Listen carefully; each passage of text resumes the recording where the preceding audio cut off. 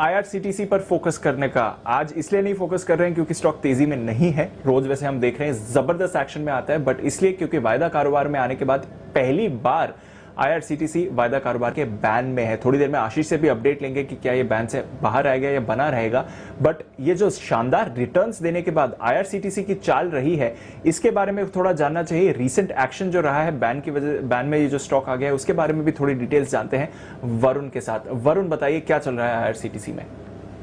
Definitely दीप, जैसे कि आपने कहा कि पहली बार एफएनओ में आने के बाद बैन में गया। मुझे याद है फरवरी के आसपास ये एफएनओ में आया था, मतलब मार्च सीरीज में, और उसके बाद पहले बार ये एफएनओ बैन में गया। लेकिन इस कंपनी की जर्नी है ना, जब से इस कंपनी की लिस्टिंग हुई है या फिर आईपीओ आया है, तब से काफी शानदार रही है। अक्टूबर 2019 में इस कंपनी का आईपीओ आया था, जो इशू प्राइस था 320 रुपए का था, और वहां से अब तक देखिए ये स्टॉक 10 गुना हो चुका है। इनफैक्ट जिस दिन लिस्टिंग हुई थी उसी दिन 2 गुना हो चुका था, करीब 640-644 के आसपास लिस्टिंग हुई थी। तो लिस्टिंग प्राइस से भी अगर आप निकालेंगे तो 5 गुना ये स्टॉक हो चुका है। 26 फरवरी को एफएनओ में काउंटर आया था, तब करीब 1700 के आसपास ट्रेड करता था। वहां से अब तक करीब 90% के आसपास की रैली जो है वो इस काउंटर में आ चुकी है। और एक बहुत बड़ा इवेंट जो इस कंपनी में हुआ था ना, वो है शेयर विभाजन का। मुझे याद है 30 जुलाई का वो दिन था जबकि कंपनी ने डिक्लेयर किया था कि हम शेयर का विभाजन करने वाले हैं। वहां से अब तक अगर आप देखेंगे तो करीब 40-41% के आसपास की रैली जो है ये काउंटर दिखा चुका है। हालांकि अब तक मेरे ख्याल से रिकॉर्ड डेट का ऐलान नहीं किया गया है, लेकिन स्टॉक स्प्लिट का ऐलान कर दिया गया है और उसके बाद से भी लगातार रैली इस काउंटर में चल रही है। इनफैक्ट पिछले 5 दिनों में अगर आप देखेंगे तो काफी इंटरेस्टिंग रुझान देखने मिला है। पिछले 5 दिनों में यानी कि 2 तारीख से अब तक, 2 सितंबर से अब तक लगातार इस काउंटर में तेजी देखी जा रही है। और पिछले 5 दिनों में करीब 20% के आसपास की रैली जो है इस काउंटर में हो चुकी है और अच्छे खासे वॉल्यूम के साथ हुई है। 7 सितंबर को जो वॉल्यूम हुए थे इस कंपनी में 1.16 करोड़ के आसपास हुए थे। इनफैक्ट जब से लिस्टिंग हुई है इस कंपनी की 7th हाईएस्ट वॉल्यूम जो है वो इस कंपनी में 7 सितंबर को हुए थे। आप अपनी स्क्रीन पे देख सकते हैं किस तरह के वॉल्यूम जो है इस कंपनी ने इससे पिछले दिखाए हैं। इनफैक्ट एफएनओ में आने के बाद ये जो वॉल्यूम्स हुए थे 7 तारीख के, वो सबसे हाईएस्ट लेवल पे थे। मुझे याद है दिसंबर 2020 के बाद के सबसे हाईएस्ट लेवल के वॉल्यूम जो है वो 7 तारीख को इस कंपनी में हुए।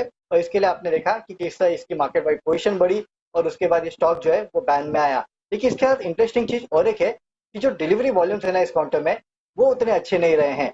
अगर आप पिछले 1 महीने के डिलीवरी वॉल्यूम्स निकाल के देखेंगे तो करीब 19.4% के आसपास है, और केवल अगस्त के निकाल के देखेंगे तो करीब 20% के आसपास है। लेकिन 2 सितंबर से 8 तारीख तक अगर आप देखेंगे तो काफी वेरिएशन है। और इसमें भी 7 तारीख को जब स्टॉक 9-10% चला था और जब सबसे highest volume 7th highest volume हुए थे, तब डिलीवरी वॉल्यूम्स महज 8.5% के आसपास थे। यानी कि स्टॉक में तेजी हो रही है। पिछले 5 दिनों से भरपूर एक्शन है, लेकिन जो डिलीवरी वॉल्यूम थे वो शायद जो पहले थे उतने नहीं है। हालांकि जर्नी जो इस कंपनी की काफी बेहतर रही है। तो अब वायदा कारोबार में आ गया है तो थोड़ा डिलीवरी वॉल्यूम्स में भी अब बदलाव आया है। थोड़ी स्पेकुलेटिव एक्शन भी आईआरसीटीसी में बनते हुए दिख रहा है।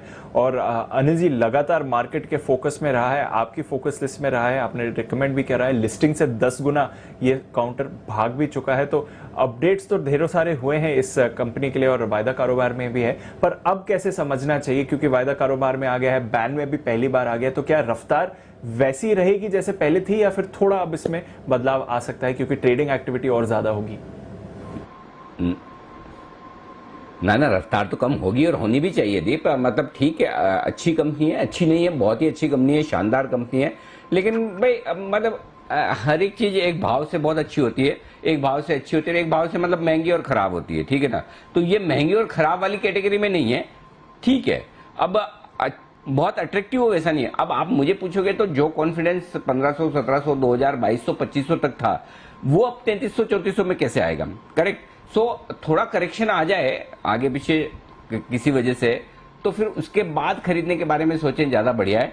पुराना पड़ा है रखिए, कोई टेंशन नहीं है, ठीक है ना। स्टॉक अच्छा है, सब कुछ ठीक है, तो पहले पड़ा है आपके पास शेयर तो पड़े रहने दीजिए। और बाकी ट्रेडिंग का जहां तक सवाल है वो तो बैन में तो अभी कोई एक्शन ज्यादा होना है नहीं, पोजीशन कमी होगी जो होनी है। जब तक बैन से बाहर ना आए, नया खरीदने के लिए इंतजार कीजिए। व्यू पॉजिटिव है, बुलिश है, कोई दिक्कत नहीं, लेकिन फ्रेश एंट्री अभी नहीं, इंतजार के बाद, थोड़े करेक्शन के बाद। जी दी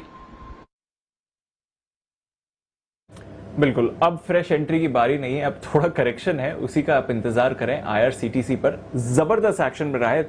3300 के लेवल्स आपको आते हुए दिखे हैं। अब थोड़ा इंतजार करिए, और वैसे भी वायदा कारोबार के बैन में है, अब देखते हैं बना रहेगा बैन में या बाहर निकलेगा, वो अलग बात है, बट नजर है IRCTC पर। आइए चलते हैं